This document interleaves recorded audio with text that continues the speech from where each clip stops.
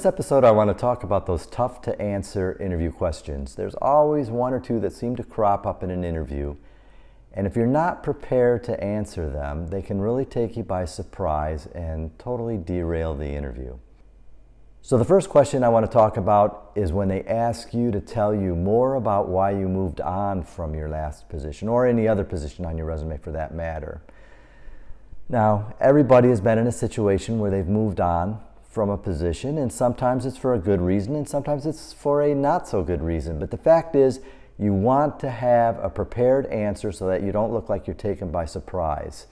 Now, reasons could be anything from your work has been offshored to the department was downsized, the company lost a big contract and had to let some people go. Or it might be a situation where you didn't get along with your boss. So the first set of questions, those are the easy ones to answer. You still want to have a rehearsed answer in your mind so that, again, you're not taken by surprise. But for those positions where you left for under less than favorable circumstances, you want to have something prepared that puts it in the best light possible. Again, it's a situation that pretty much all of us have found ourselves in at one time or another. But you just want to view it from the hiring manager's perspective and think about how they are going to respond to your answer. So another one that I see come up quite often is, what could you have done to improve your performance at such and such previous position? And I think that what the hiring managers are getting at with this one is to see if this is something that you've even given some thought to. Are you a performance improvement minded individual, or is this something that you just don't think about? So again, give some thought to that. An example of that would be, well, in retrospect, if I would have boned up a little bit on my Perl programming, I would have been able to write some automated scripts that could have made the work much more efficient.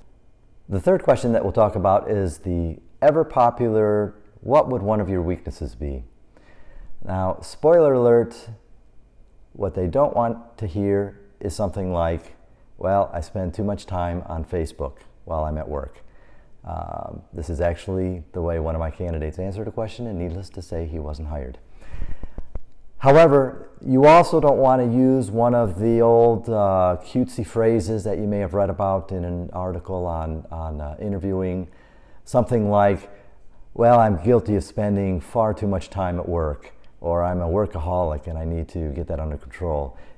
Thinking that, well, that's going to put me in a positive light. Well, it doesn't. It makes you look like somebody who read an article and used one of those pat phrases.